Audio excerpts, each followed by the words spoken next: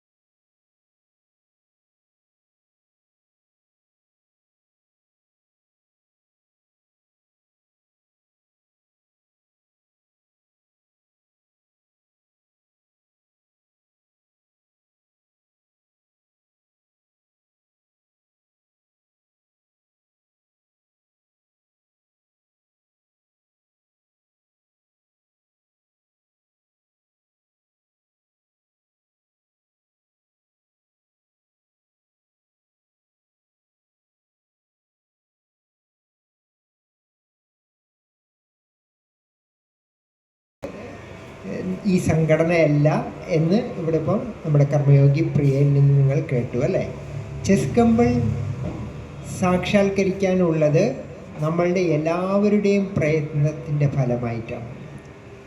മാനവരാശിക്ക് ഒന്നടങ്കം ഗുണം ചെയ്യുന്ന ഒരു കാലം അവതരിപ്പിക്കുന്ന ഒരു സംഗതിയാണത്.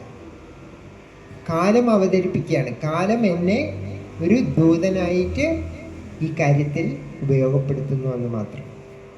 കാലത്തിൻ്റെ ആവശ്യം നിറവേറ്റാൻ വേണ്ടി കാലത്തിൻ്റെ വക്താവായിട്ടാണ് ഈ ചെസ് കമ്പിളുടെ കാര്യത്തിൽ ഞാൻ നിങ്ങൾക്ക് മുമ്പേ ഇന്ന് സംസാരിക്കുന്നതൊക്കെ. അപ്പോൾ കാലത്തിൻ്റെ വലിയൊരു ആവശ്യമാണ് മനുഷ്യരുടെ ഇടയിൽ സന്തോഷവും സമാധാനവും ഐക്യവും എല്ലാം ഉണ്ടാകുക എന്നത്. നമ്മൾ ഈ ശാസ്ത്രയുഗത്തിൽ വന്നെത്തി നിൽക്കുമ്പോൾ ഇന്നും നേരത്തെ ഇപ്പോൾ ഇവിടെ കേട്ടതുപോലെ ഇരുണ്ട യുഗത്തിൻ്റെ നിഴലുള്ളത് കൊണ്ട് മാത്രമാണ് നമുക്കിടയിൽ രാജ്യങ്ങളുടെ ഇടയിലും രാജ്യങ്ങൾക്ക് അകത്തും എല്ലാം പലതരത്തിലുള്ള അരക്ഷിതാവസ്ഥയും മനുഷ്യരുടെ ഇടയിലെ ഐക്യമില്ലായ്മയും എല്ലാം കണ്ടുവരുന്നത്. എന്നാൽ നമ്മുടെ പ്രയത്നം കൊണ്ട് നമുക്ക് ആ അവസ്ഥയെ ഒന്ന് ലഘൂകരിക്കാൻ പറ്റും, മാറ്റിയെടുക്കാൻ ശ്രമിക്കാം. ഇവിടെ എത്രയോ പേർ വന്നു പോയിട്ടുണ്ട്. കഴിഞ്ഞ ശാസ്ത്രയുഗം ആരംഭിച്ച ശേഷം എത്രയോ ഗുരുക്കന്മാർ, എത്രയോ സാമൂഹ്യ പരിഷ്കർത്താക്കൾ, സാമൂഹ്യ പ്രവർത്തകർ, ഇവരെല്ലാം എന്താണോ ചെയ്തു വെച്ചത് അതിൻ്റെ എല്ലാം തുടർച്ച മാത്രമാണ് ചെസ് കമ്പിൾ.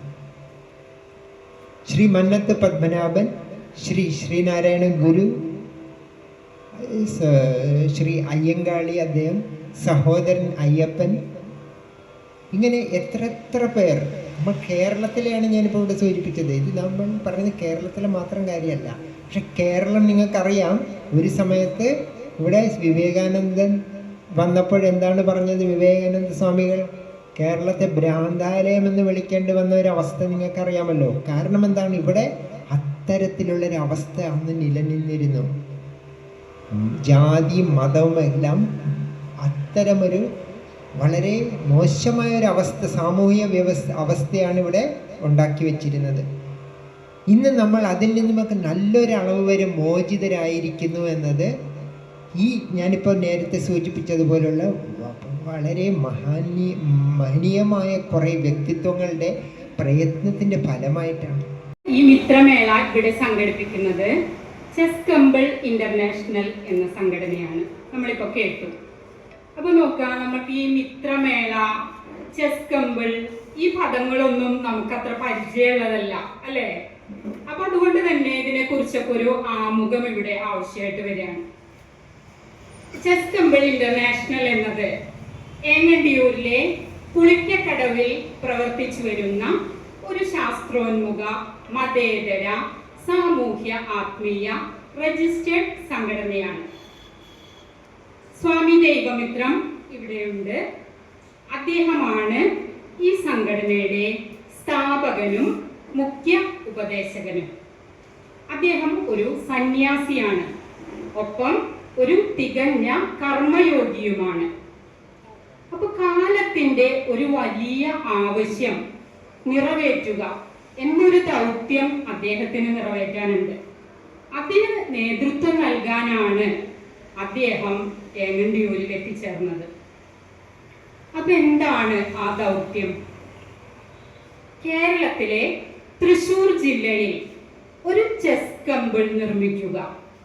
ചെസ് കമ്പിൾ എന്ന് പറഞ്ഞാൽ ഒരു സമഗ്ര ജീവിതോർജ പരിപാലന കേന്ദ്രം, integrated life energies management centre, അത് സ്ഥാപിക്കുക എന്ന ലക്ഷ്യത്തോടെയാണ് ഈ സംഘടന ആരംഭിച്ചിട്ടുള്ളത്.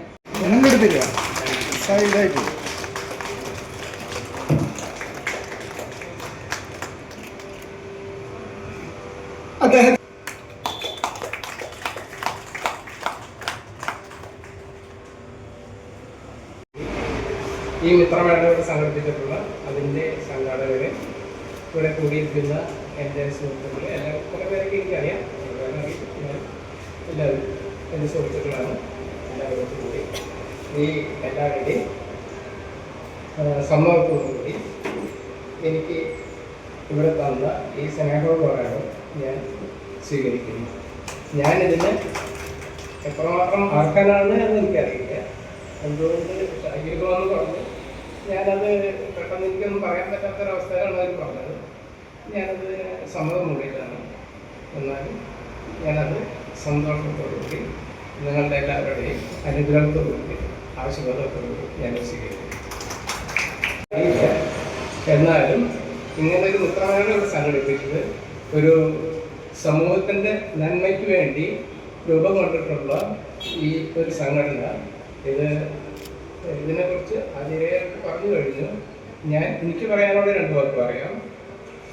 ശ്രീനാരായണ ഗുരുദേവൻ നമ്മുടെ നാട്ടിൽ ഇവിടെ ജനിച്ച ഈ മണ്ണിൽ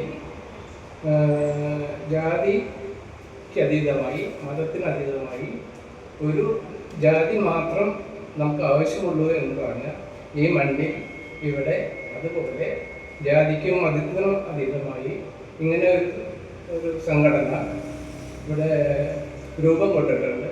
അത് കേരളത്തിൻ്റെ മണ്ണിൽ തന്നെ ഇങ്ങനെ രൂപം കൊണ്ടിട്ടുണ്ട്. പ്രത്യേകിച്ചും അല്ലെങ്കിൽ കേരളത്തിൽ തൃശ്ശൂർ ജില്ലയിൽ ഇങ്ങനൊരു സംഘടന രൂപം കൊണ്ടത് മാനവരാശിക്ക് ലോകത്തിൻ്റെ ക്ഷേമത്തിന് വേണ്ടിയാണ് എന്ന് ഞാൻ മനസ്സിലാക്കുന്നു.